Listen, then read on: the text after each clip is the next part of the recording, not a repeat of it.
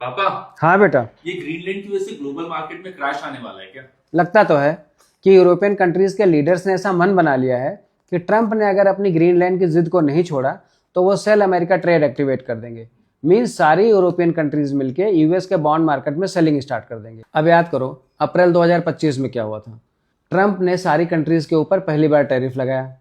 China ने कहा अगर हमारे ऊपर टैरिफ लगाओगे तो हम यूएस बॉन्ड्स की सेलिंग स्टार्ट कर देंगे। इतना कहने भर से ही मार्केट में कितना पैनिक फैल गया था कि ट्रंप को खुद बाहर आके बोलना पड़ा था कि bond market is okay, everything is fine, don't panic. अब मजे की बात यह है कि चाइना के पास तो सिर्फ $1 ट्रिलियन के यूएस बॉन्ड्स हैं, जबकि यूरोपियन कंट्रीज के पास कुल मिला के 10 से 12 ट्रिलियन डॉलर के बॉन्ड्स हैं, मतलब चाइना से 12 गुना ज्यादा। तो अगर इन्होंने सेलिंग स्टार्ट कर दी तो कितना पैनिक होगा। इसीलिए मार्केट्स नर्वस हैं और ये कोई खोखली धमकी नहीं है। डेनमार्क के एक पेंशन फंड ने तो सेलिंग ऑलरेडी स्टार्ट कर दी। अब मजे की बात यह है कि अमेरिकन इकोनॉमी तो वैसे ही उधार के पैसों पे चलती है और ये उधार आता कहाँ से? यूएस बॉन्ड्स को बेच के। इसके मेन बायर्स कौन से थे? यूरोपियन कंट्रीज, चाइना और जापान। चाइना और जापान तो ऑलरेडी खरीदना बंद कर चुके हैं।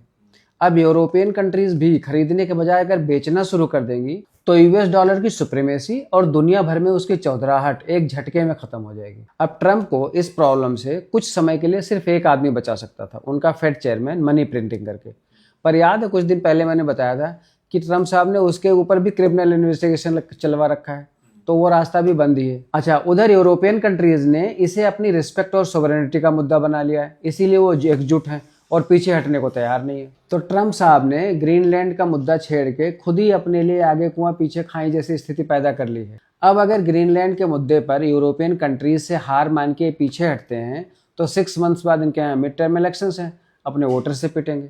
और अगर इस मुद्दे को ये परस्यू करते हैं, मीन्स यूरोपियन कंट्रीज पे और टैरिफ लगाते हैं और यूरोपियन कंट्रीज ने रिटेलिएशन में इनके बॉन्ड्स में सेलिंग करी दबा के, तो इनकी इकोनॉमी की ऐसी की तैसी हो जाएगी। और अगला इलेक्शन जब आएगा तो ग्रेट तो छोड़ो, इनको नारा लगाना पड़ेगा मेक अमेरिका अगेन।